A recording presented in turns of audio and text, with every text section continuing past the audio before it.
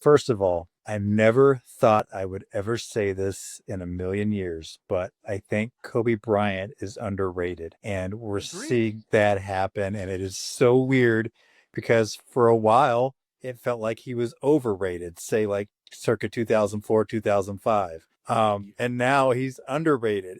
It cracks me up.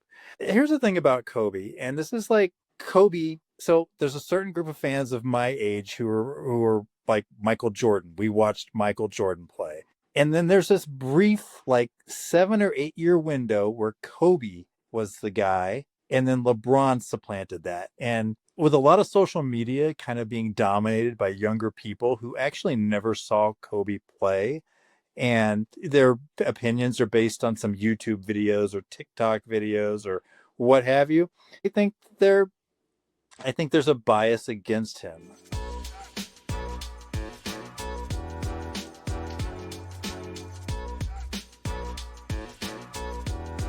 This is just a trend that I've noticed. I've seen this brought up a lot on YouTube. I've seen a pattern here, and it's just kind of interesting. And so I wanted to bring it up.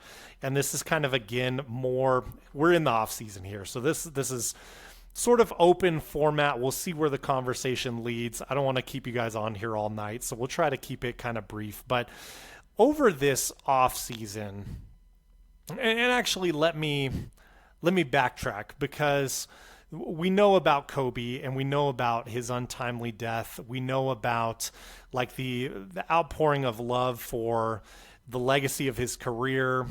We know about, Mamba mentality, all these things. Like Kobe was, wherever you rank him, I mean, I'm sure he's among your greats somewhere on your list. He's coming to mind. There's going to be a lot of disagreements about where people place him, and I think that may be what's at the heart of this topic. But what I find interesting, and there's been examples from several members of the media, and again, very subjective. Everyone's entitled to their opinion, but I've heard a lot of shots taken at Kobe Bryant this offseason in particular. There's been things from Gilbert Arenas, who even says that Kobe is like one of his favorite players of all time. That's probably true. But in some segments on his show, kind of hard to tell that with the treatment that he gets. There's been segments with Tracy McGrady recently, and I'm a T-Mac guy. I like Tracy McGrady, but to say that if you put me with Shaq, I win three-peat, no doubt. I mean, I think that speaks to the confidence you have in yourself as a professional athlete, probably first and foremost. I don't know if disrespect was intended. I don't think so. I think T-Mac has shown in the past he has a pretty healthy level of respect for Kobe Bryant. But then another thing that came out that again is just among, and there are other examples too. You guys can put them in the comments if you're watching this and would like to note them. But Bleacher Report also came out with their, I believe it was top 100 players ranking, and they placed Kobe Bryant at number 11. So out of that top 10, which for some seems very reasonable, and I think it depends on how you view Kobe's three-peat with Shaq. So some would have him out of that top 10 pretty firmly. Some, like myself, would have him pretty firmly in the top 10. I don't mind stating my bias. So anyway, I just wanted to ask you guys, have you seen this type of trend? And also, is the legacy of Kobe Bryant I guess one that is as confusing as it seems to be based on these recent examples? Alan, if you don't mind, I'll start with you. Yeah, and I'll try not to go too long. First of all, I never thought I would ever say this in a million years, but I think Kobe Bryant is underrated. And we're Agreed. seeing that happen. And it is so weird because for a while, it felt like he was overrated, say like circa 2004, 2005. Thank you. And now he's underrated. It cracks me up. I here's the thing about Kobe, and this is like Kobe. So there's a certain group of fans of my age who are like Michael Jordan. We watched Michael Jordan play. And then there's this brief, like 7 or 8 year window where Kobe was the guy, and then LeBron supplanted that. And with a lot of social media kind of being dominated by younger people who actually never saw Kobe play, and just their opinions are based on some YouTube videos or TikTok videos or what have you, I think there's a bias against him. He hasn't yet. There's no 6 part documentary series where you interview him and all of the people that played against him. That like Michael had. Kobe, despite being one of the greatest players to ever lace him up, was kind of a low key guy. Kept to himself. Good Um, point. didn't do a lot of self promotion. I mean, did the obligatory commercials and all that kind of stuff. But I there are so many Kobe stories out there of people running into him in real life and him just being like a normal dude. It's not even funny. I remember before he went to Beijing again. Kobe, ashamed of the performance in the 2004 Olympics, got all those people together and said, "No, we are taking this back." He didn't have to do that, but he was like, "No, we are the best. We're going to go and get this." Before he went there, he went to like a comic book store and picked up all the trades of 100 Bullets and took a photo with like the comic book store owner, and that didn't end up anywhere except the comic book store owner posted it somewhere. He went as he was getting near the end of his career before the Achilles injury. He reached out to Akeem Olajuwon and said, "Hey, you're like my hero." Mirren Fader details this in her book Dream about how he was the first guy who went to Dream and said, "I want to get better." Would spend hours, even without the ball, just working on the same pivot moves and footwork. Hakeem was astonished because Kobe already had a lot of the moves down because he'd been watching and studying. I, I, I just that work ethic gets overlooked so much. We talk about Mamba mentality, and it's almost become like uh, uh, like overused. But uh, players really didn't think like that, or move like that, or have that kind of mentality. Um, and Well, yeah. What you put Tracy McGrady at the and with Shaq for those 3 years? Do they win the championship? Uh, Maybe, but I mean, Tracy, you played with Yao, and you Yeah. had your opportunities, and you couldn't stay healthy enough to make it happen. Feels Um, like a mega cope. I'm it sorry, and I love you, does. T Mac. It does, and I agree with you, Matt. I don't think T Mac meant to disparage Kobe at all. I think it's his own pride speaking. Um, I think any player would say, "Put me in there, and I'd win as well." Uh, that Kobe Shaq team was something special until it wasn't. And it not being special anymore had nothing to do with Kobe. I think we all know that Shaq came into training camp completely and totally out of shape, um, which put more of the burden on Kobe, which led to friction because at the same time Shaq was demanding more and more attention, and wanted all that. Shaq has never turned away an opportunity to promote himself. I mean, he's still to this True. day on every commercial on TV. I'm waiting for his Ozempic commercial any day now. Um, I, so, long story short, I think I just don't think you can go at Kobe like that. And honestly, I'm not. Gilbert Arenas can, whatever. That dude's opinion doesn't really mean much to me.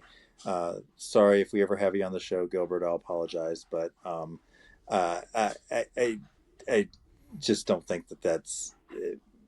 Kobe is one of the greatest players, probably the second best shooting guard to ever play in the NBA, in Yeah, my opinion. I would agree.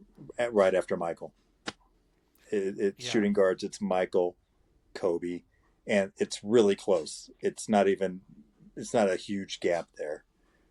So Yeah, well said, Alan. Justin, I'll throw it to you. Just any other thoughts on Yeah. why things seem to be complicated with Kobe? You know, I will add in, and I hope I'm not stealing your thunder, but No.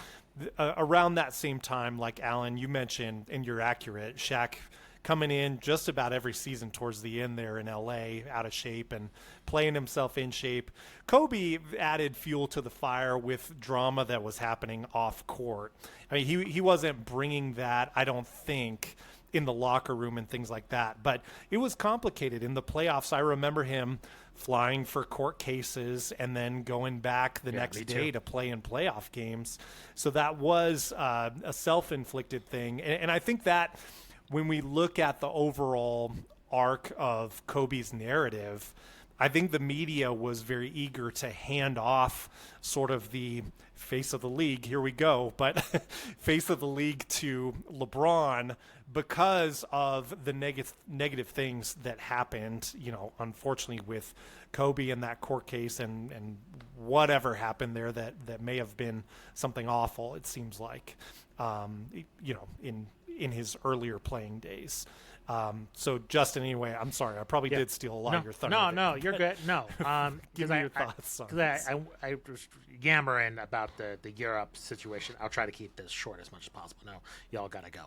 But I will say this: I think in this age now, that the narratives that are usually dominating the discourse regarding this has changed from journalists to players, and players, they're leading with a lot of their egos, a lot of their feelings, and a lot of these former players have huge audiences now.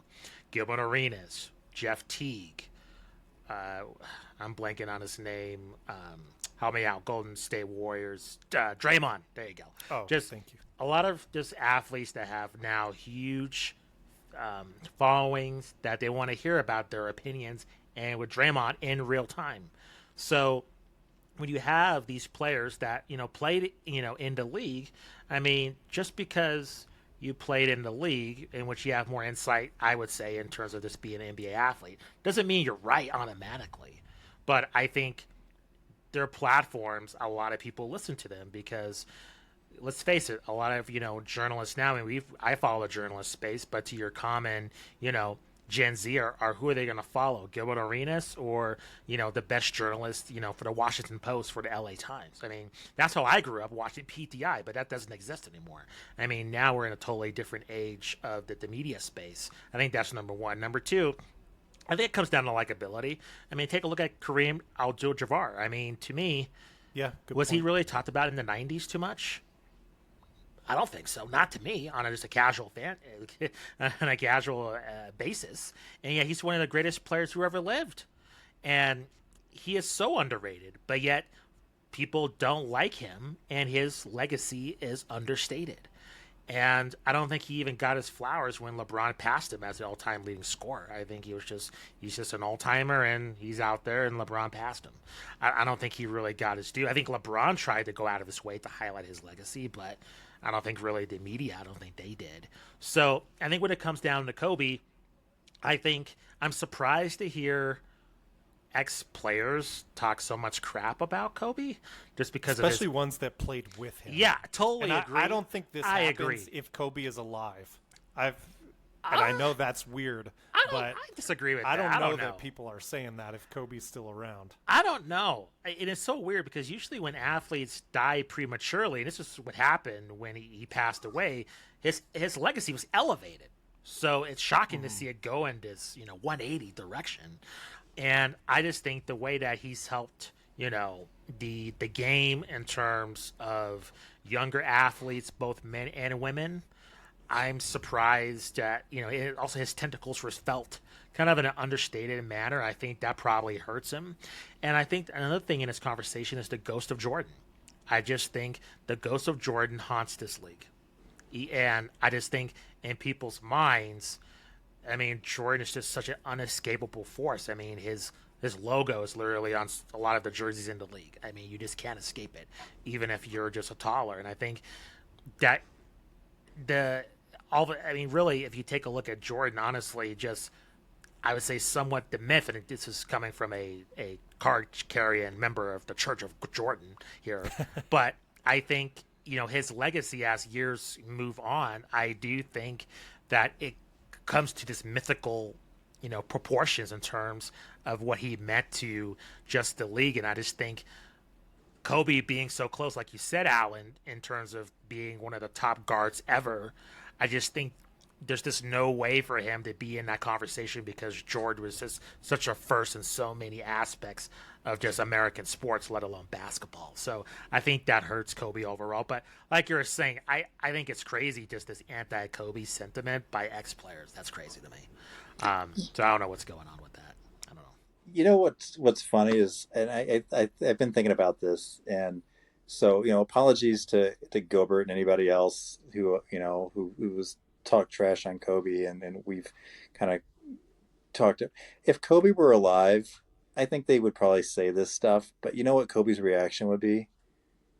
He would just laugh, shake his head, and go do what he does and ignore it. I mean, so I think in honor of him, I'm just going to do that. Just, whatever, guys. If you know, you know. Right. Yeah. And I guess I want to just tie a bow on this, and then we'll say goodbye. Justin, you bring up a very good point.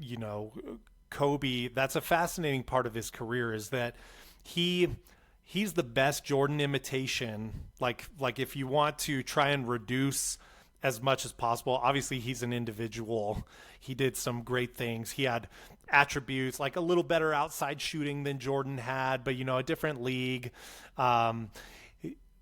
He was almost penalized in his likability by how close he was to Jordan because of how beloved Jordan was. Like I remember this was the era that I was really tuning into basketball hardcore, and I did not want Kobe to pass Jordan. I had just seen that and gotten so much joy out of the 90s era and Jordan's whole run. I was actively kind of like rooting against Kobe reaching that level. So you have fans who are plugged in, they respect the work ethic and all that. They see all that, and they sort of, I think, are dismissive of how good Kobe really was. I certainly was during his playing career. I appreciated him later on. Honestly, after he had retired, that's when I became the biggest Kobe fan that I Agreed. ever was. Yeah. And then you have on the back end of this. So for those of you who didn't watch Kobe, we are now in the 3-point era. We are in the analytics era. We are in the player efficiency era. Like if you look at things, if you look at just analytics, I mean, you would think Karl Anthony Towns is like a better player than Tim Duncan in some respects, like looking at efficiency numbers and things like that. Keep in mind, when Kobe was 8 years into his career, so about that prime range, I looked this up, and in 2004, so he was drafted in 96, I believe, 2004, the league average for points scored per game, 93.8 points per game. It's 114 points per game now for like the last 3 seasons. So you have a much less efficient league during the apex of Kobe's career. And he's scoring 30+% of the Lakers' points during that time in very impressive fashion, but it's not always pretty in the box score. And we saw that play out like in the NBA Finals, for example. But you know what? The Lakers came out on top in that 2010 Finals rematch with the Celtics. Yeah. Even though it wasn't pretty, he still led in clutch scoring. He still led in points for the game.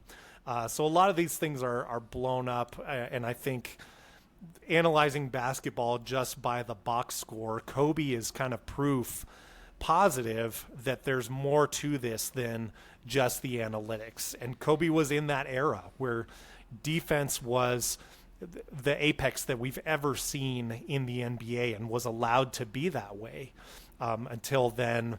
Like I believe right during that 2004 season, they changed hand checking and things started trending the other way. So I think it's important anytime we're analyzing careers of the greats and legacies, to put that reminder of context of their eras. And I think that's something that, with how the era is reflected now, Kobe is kind of retroactively punished for that. And in my opinion, obviously by now, unfairly so.